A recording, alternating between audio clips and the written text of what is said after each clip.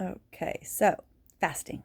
It is January, and a lot of churches do fasting. A lot of churches do Daniel fasting, and I am jumping on this. However, I'm not doing Daniel fasting. I'm doing liquid, zero sugar, zero calories, maybe a little bit of creamer fasting. Tea, no sodas, no diet sodas, nothing. I'm doing a little bit of fasting. So I'm on day 5, and I wanted to report about this. I have gone to day 8 and I have been to day 12 with pickles. Weird. Pickle juice, great for the electrolytes, just perfect. But I wanted to tell you about day 5 because day 5 is a wall. It's a wall. I'm going to say why, but I'm sitting here watching some other people and some videos, and there's not a lot on fasting. There's just not, because nobody wants to not eat. That's what it is. Nobody wants to not eat. Nobody's going to do self deprivation, right? So we're all going to Daniel fast, or we're going to do a different diet, or we'll do intermediate fasting. Like, I've done great with intermediate fasting as a diet. But when it comes to fasting, that's a whole nother thing. So day 5, I didn't sleep last night. External things going on. I didn't sleep. And so I felt terrible. But on top of not sleeping, I have day 5 going on day 5 with no food. And this morning it hurt to talk.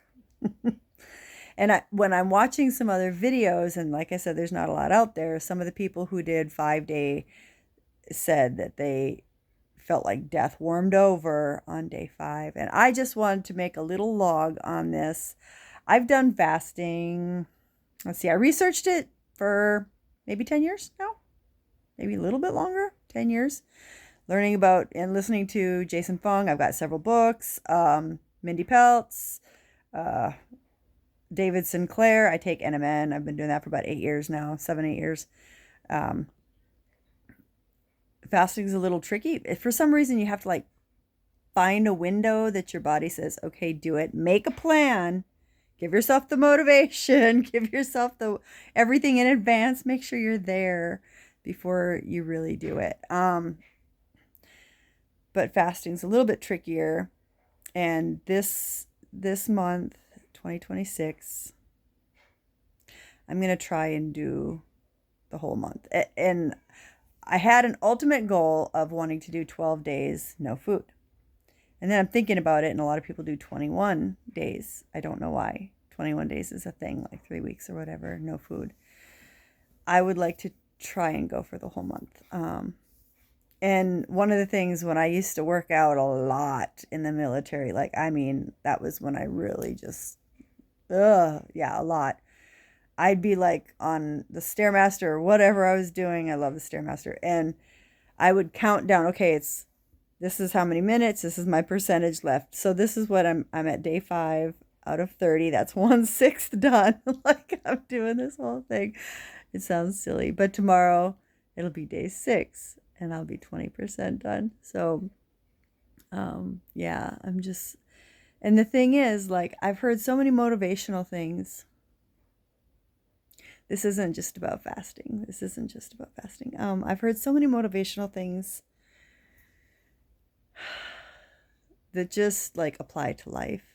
And one of them is like, I know how it feels to fail. Now I want to know what it is to succeed.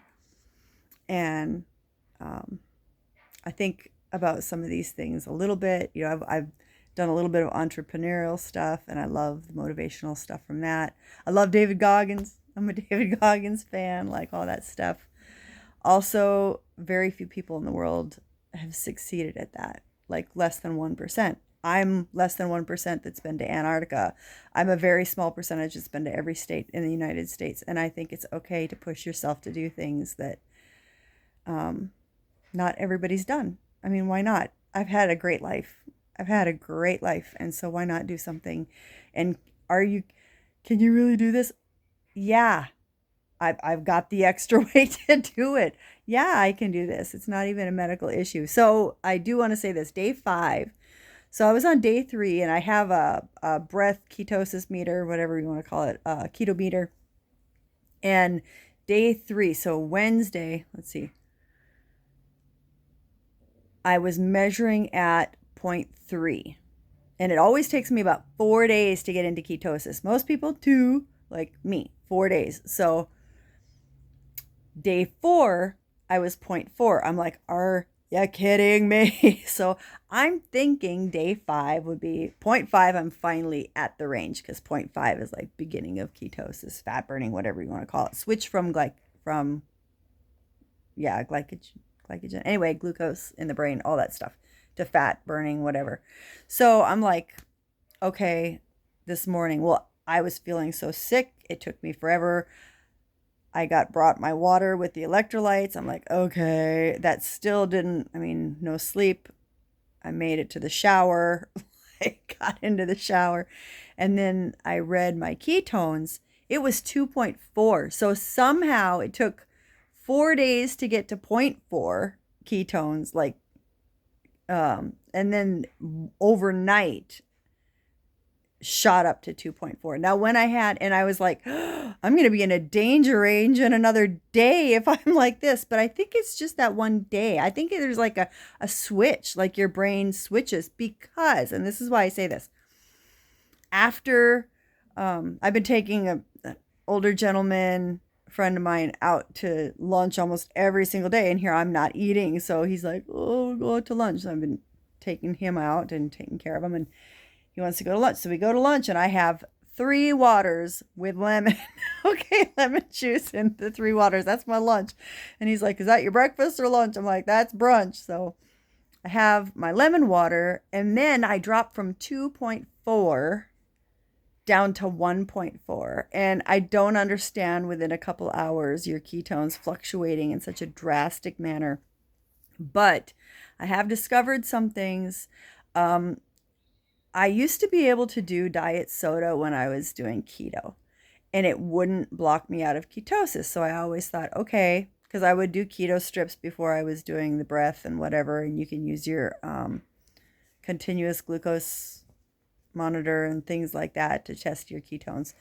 But I'm like, okay, it doesn't knock me out of ketosis. I can drink all the diet soda I want to. I can have all the diet sweeteners. It didn't knock me out of ketosis.